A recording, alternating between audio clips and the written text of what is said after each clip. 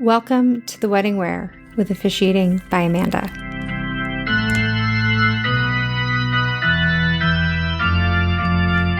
The wedding wear, the bride's dress almost caught on fire.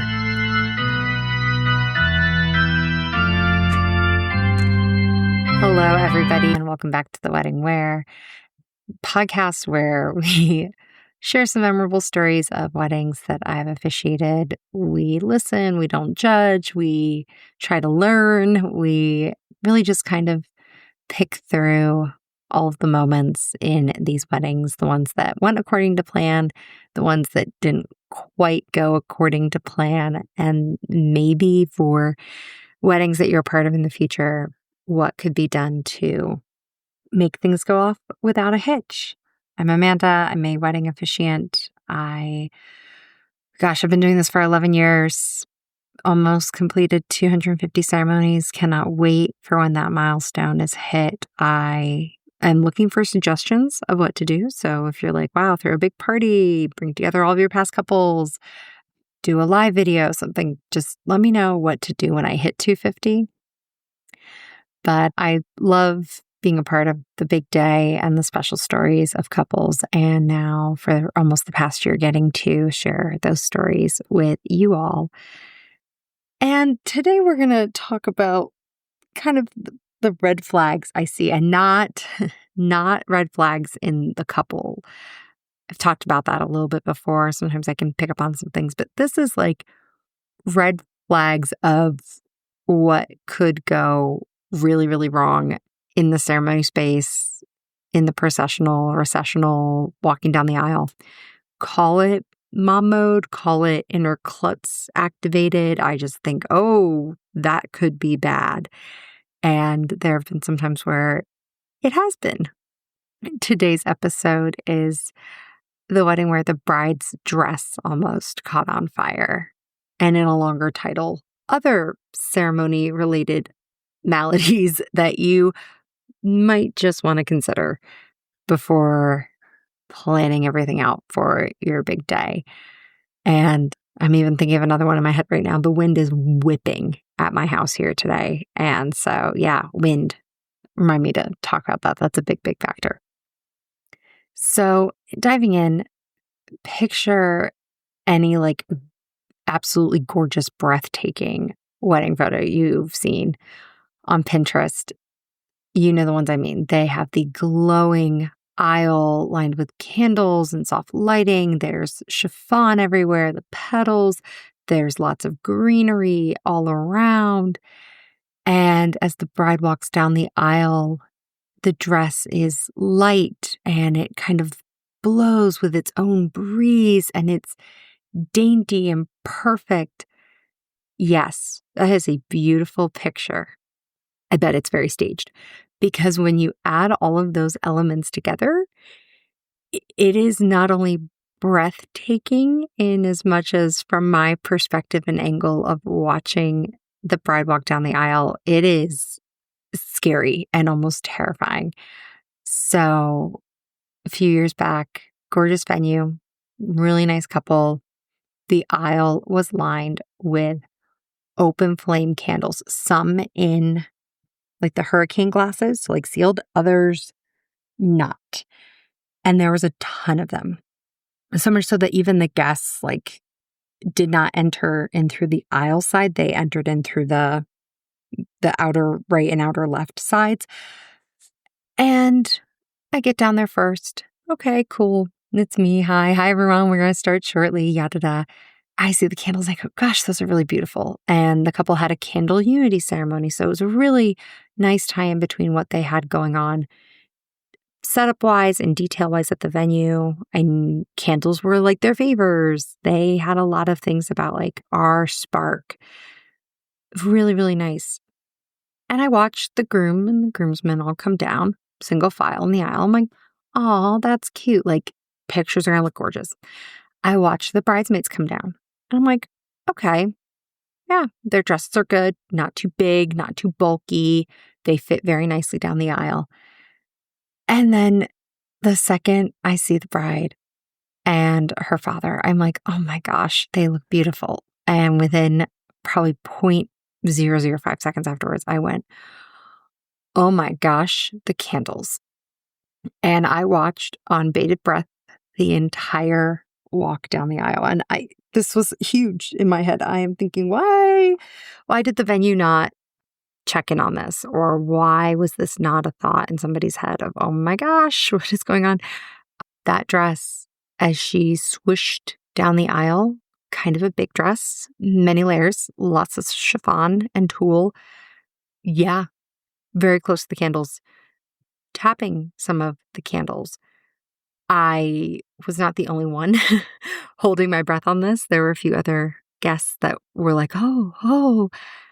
But the bride and groom were in their element. They weren't kind of focusing on this. Meanwhile, I'm over here like, okay, how quickly, I'm the one with the mic. How quickly can I make an announcement that says, we need a fire extinguisher, water, help, without kind of acting out crazily? Like, how can I be ready to be on guard, but not? I want to be present in the moment, but also be ready should a crisis happen like this. And the entire time the bride is walking down, each step, I'm just like, okay, how many more candles? How many more candles does she have to watch by and around? She did have two that she knocked over, but by like the tail end of the dress, and they both had like the wax put themselves out. It was fine. But my gosh, I could really not breathe until they were up there. And then I started immediately thinking about the way back down. Like, oh, what are there ways I can word it, and coming down with groom leading bride, just because the spacing of two people next to each other definitely made it really tight in the aisle. I'm like, oh gosh, how can I do that? All in all, the wedding went off without a hitch. Everything was fine. I seemed to be the only one who was outwardly or inwardly yet thinking it probably showed on my face, freaking out about this. But it really got me thinking about other times that this could be a thing, other issues. And that was not the only wedding with a candle-lined aisle. There have been 3 more since then. And each time I've seen the brides kind of stressing like, oh, like what if some of the candles are blown out? And I'm over here going, good, maybe. Let's hope, because if they blow out as others are walking down the aisle, yes, it loses some of that photo-ness that you're aiming for, but it is also a much safer feature. Venues, I don't even know what sort of insurance you have to fill out at your venue for open flame candles on like a barn wood surface as you walk down the aisle. I don't even want to know what that coverage is. For anyone in the future, LEDs, go with that, or make your aisle 3 times as long as wide as you think you need it to be, just to be safe. You can still get those really great pictures, but don't risk it. Wedding dresses are incredibly flammable. Majority of clothing, incredibly flammable. And no one at a wedding is carrying around a fire blanket or a fire extinguisher. It is not like when you are maybe a restaurant with one of those big fireworky birthday candle things, and right, all it takes is 1 second to yell fire and you've got a few different ways to put a flame out. You are at a barn, you are in a field, you are at a hotel or venue, and yes, they do have means to help and assist, but that's not what's being thought of in the moment. I've never seen a bridal emergency kit that included half of the things I'm going to talk about, like the solutions for half these things that I'm going to talk about, but especially not fire extinguishers. They have sewing kits, they have gum and toothpaste and zit cream. They do not have the plan for if you go up in flames. So, what are some of these other maladies that couples should think about in their wedding day? And I know I'm saying this myself as a klutz, but one of the other types of weddings that gets me a little like, oh, what are we doing here?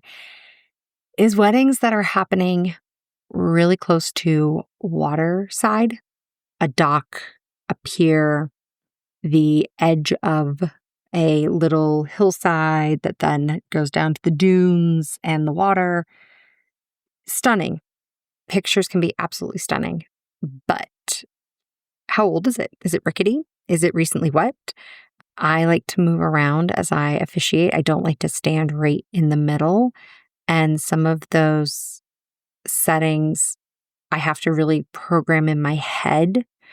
No, you can't do what you normally do. You can't bounce between being behind the bride and being behind the groom. There is no space because you are at the end of the arch and arbor at the very end of this dock and you cannot move, can't move even out of the way for a kiss. And again, if a couple goes to do a dip and it doesn't quite land well, they could end up in the water. Yeah. Docks, strong breezes on docks that aren't balanced or even. I've done a few where the entire bridal party has gotten on a dock, and I have done some the mental math like you do if you're in an elevator that suddenly starts going very, very slow of how much weight can this dock support, especially after we've all seen the viral videos of wedding parties going out for a picture and everyone ending up in the water. So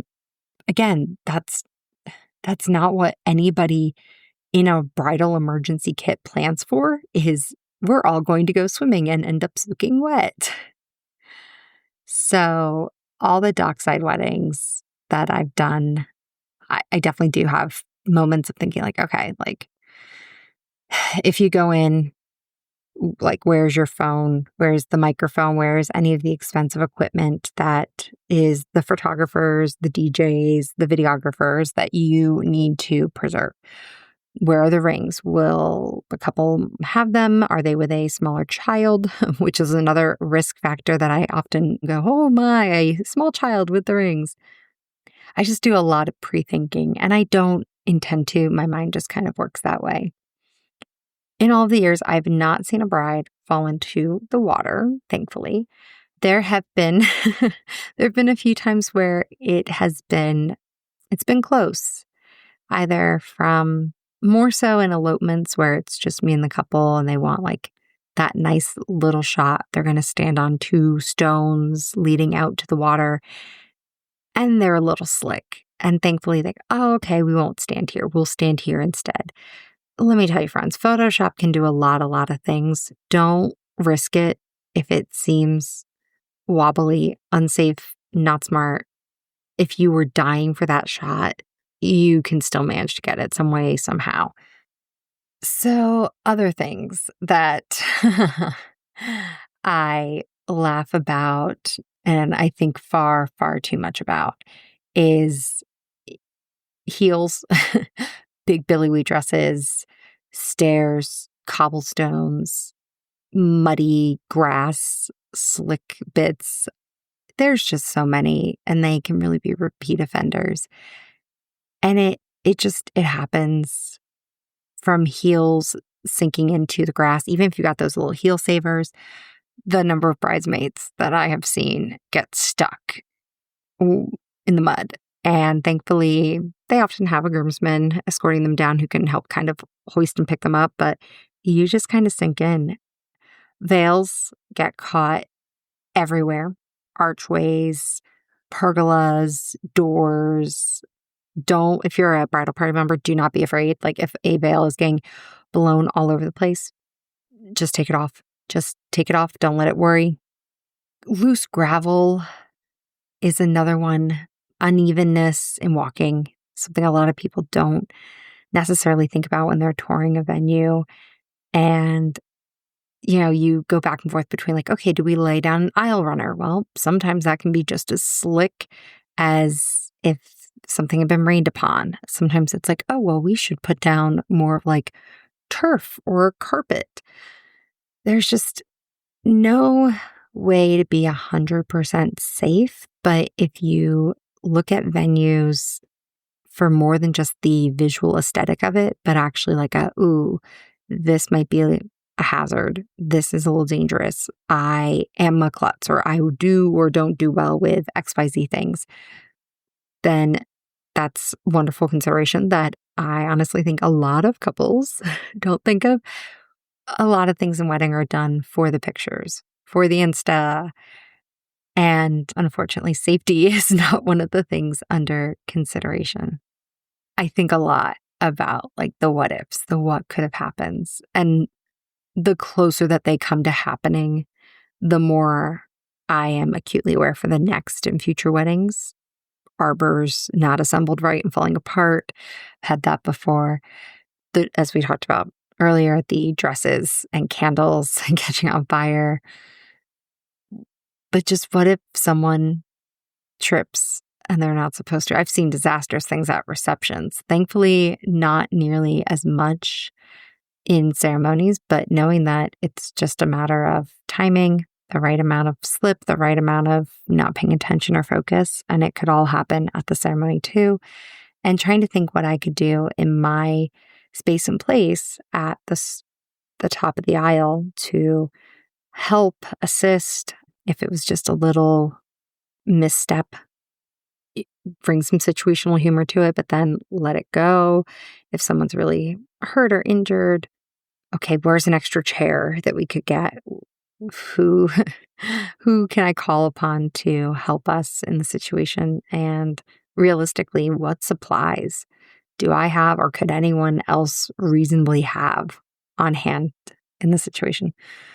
So please know that if you have me for your wedding, I am most certainly praying at the end of that aisle. I am praying that all goes smoothly. I am hoping no dresses catch on fire. I'm hoping nobody trips down the aisle. I'm hoping for no maladies, no injuries, because my brain has already thought about how to take care of them all. And I don't want to have to do it. Nope, no thank you. You probably are like, gosh, well, all of this is terrifying. And is there nothing we can have in weddings that isn't danger prone?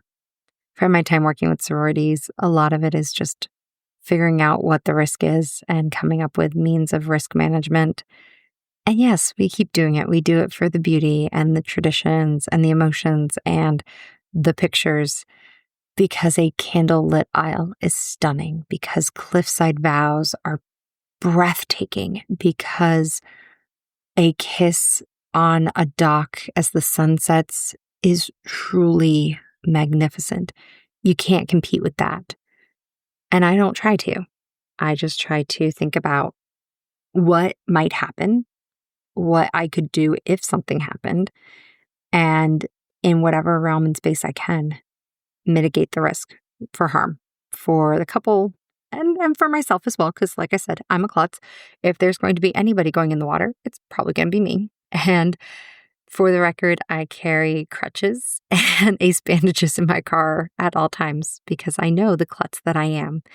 It has come in handy before. No, there was one wedding I had to offer it to somebody, but it's just always good to think about. So what's the takeaway on this one? Well, one, if you're going to go candles, maybe consider LED. If it has to absolutely be open flame candles, consider your dress, consider how billowy it is, make your aisle longer, make it longer, and good luck with any of the insurances you need for the venue because, yeah, risk management, it's real. Think about your terrain, steps, grass, gravel, dock, carpet, shoe choices should also play into account. And that goes for the grooms as well. A lot of times they get new shoes and they're very slick. They haven't been worn. They don't have grip on them. They're dance shoes. They're dress shoes. Practice walking. Practice layouts. Attach bigger things to your waist if you've got a billowy dress and just practice how that goes. Think about some of the external elements, wind, rain, recent snowfall, leaves. And then, yeah, if you're going to have something that seems just a little more dangerous, maybe think about what elements you could have on standby or backup just for your own ease of mind. I'm sure I'm not the only one who thinks about these sorts of things. Maybe I am. Maybe that's just me being weird. But definitely, hey, Can we have an emergency fire extinguisher located next to all of the open flame candles at the venue? That would be fantastic. So that's some of the bits I've got today, the close calls, the tiny disasters that have been dodged or having to come up in the minute with a quick solution. Have you seen any brides on fire at their wedding? Anything go truly wrong? And I really just mean the ceremony. I know receptions are a whole other beast and animal, especially with alcohol. And yeah, I don't even touch that with a 10-foot pole. I just mean the risk that you willingly sign yourself up for in the ceremony by how you choose to decorate or your venue space or what you wear.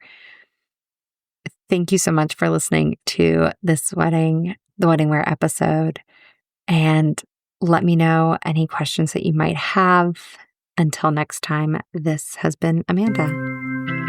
Thank you for listening to The Wedding Wear with Officiating by Amanda. I hope you enjoyed today's episode and found some inspiration or insight for your own special day. This podcast is hosted on Buzzsprout and can be found on all major platforms. If you haven't already, please subscribe, like, comment, and share to help us reach even more listeners who might laugh a little at The Wedding Wear. For the links referenced in the show, visit Linktree at Officiating by Amanda. You can also follow the business on Facebook, Wedding Wire, and The Knot to stay up to date on everything going on. If you have a question you'd like me to answer on the podcast, just send an email to theweddingwearpodcast@gmail.com. And if you're ready to inquire about officiating services for your own big day, you can reach me at officiatingbyamanda@gmail.com. Thank you so much for tuning in, and until next time, this has been Amanda.